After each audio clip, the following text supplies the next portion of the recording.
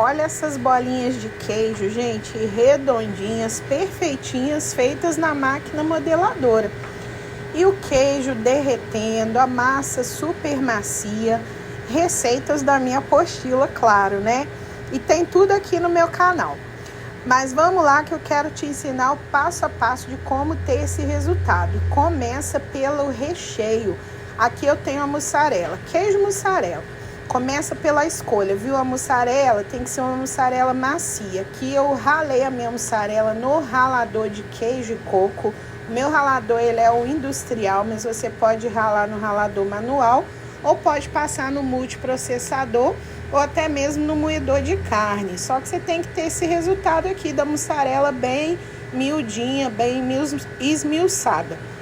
E aí quando você aperta, ela se junta. E aí você sabe que ela vai passar bem na máquina modeladora, porque ela tem liga. Se ela não tiver essa liga, você vai ter que adicionar um pouco de requeijão nela para poder passar na máquina. Média de 300 gramas para cada quilo. Agora eu vou adicionar orégano. A proporção ela é muito a gosto, tá? Eu vou colocando meio que de olho aqui.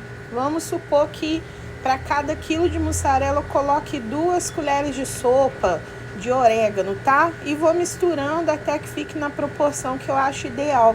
O orégano dá um gostinho bem legal na hora que a gente frita, derrete, dá um gostinho muito bom na bolinha de queijo. Mas tem gente que gosta de trabalhar com o queijo mussarela puro. Ou você pode misturar qualquer outro ingrediente também na sua mussarela, sem problema, para fazer a sua bolinha de queijo. A minha, o resultado é esse daqui. Já está pronta para ir para a máquina modeladora. A marca não interfere não, você só tem que ver se a mussarela tem liga para passar na máquina conforme eu te mostrei agora. A massa é a minha massa tradicional para fazer os meus salgados fritos, ó, massa macia, feita com farinha, margarina de boa qualidade. Eu tenho esse resultado aqui de massa macia, que eu posso trabalhar bem, tanto para fazer salgados à mão, quanto para fazer os meus salgadinhos na máquina. Agora, para montar a máquina, eu vou precisar do molde 1 dedo, que é o que faz o corte de bolinha, tá? Ele faz o corte de croquete também, o de churros, pão de queijo. Esse é o corte de bolinha. A rosca do tubo, o anel adaptador, o bico de massa eu vou usar esse aqui, que é o 4.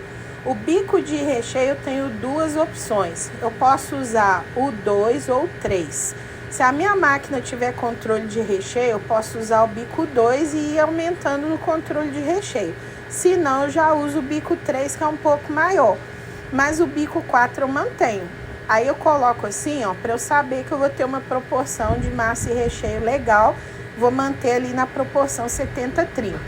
Montei lá na máquina, ó, o meu molde, tá? No sentido anti-horário.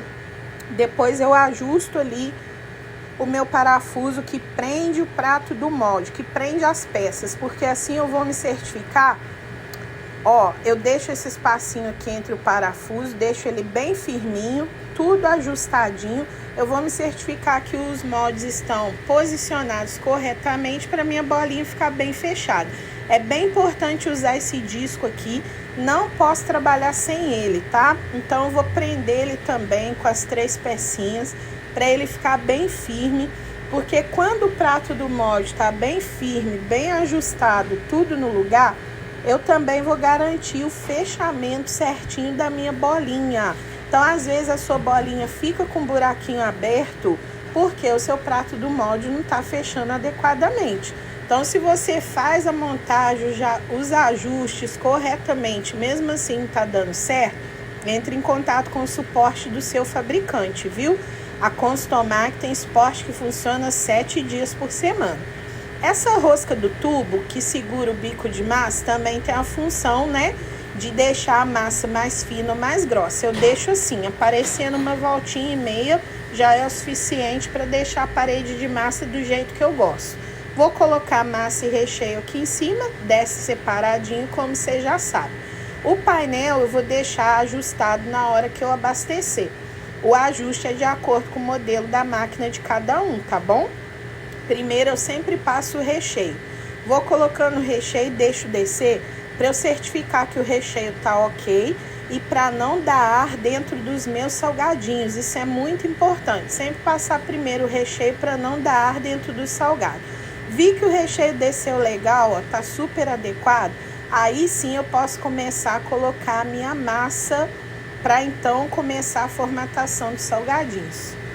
A minha máquina tem motor industrial, então eu não preciso sovar a minha massa antes de colocar aqui. Como eu fiz na maceira da Constomar, que ela já sai de lá super bem sovada, eu deixo esfriando em temperatura ambiente, trago aqui para a máquina, olha só. A própria máquina já vai sovando a massa novamente, ela já desce lá embaixo, ó, totalmente lisinha. E assim eu vou ter as bolinhas perfeitas. Então todo o processo é bem importante. Eu já acionei o painel de acordo com o tamanho que eu quero, que são bolinhas de 20 gramas. E você vai colocar o painel seguindo o manual da sua máquina, tá? De acordo com cada modelo. E pronto, gente. Aí é só manter o abastecimento da máquina. Vai abastecendo de massa e recheio, sempre mantendo o abastecimento constante para não ficar oscilando o tamanho. Não coloca massa demais para não subir o tamanho e nem deixa faltar massa para não descer o peso do seu salgado. E assim você vai conseguindo manter o padrão 70-30, sempre mantendo o tamanho das suas bolinhas e conseguindo as bolinhas de queijo perfeitas aí na sua máquina modeladora. Me segue para mais dicas e compartilha esse vídeo para ajudar outros salgadeiros a terem sucesso aí na sua produção. Se quiser o meu conjunto de apostilas, chama no WhatsApp.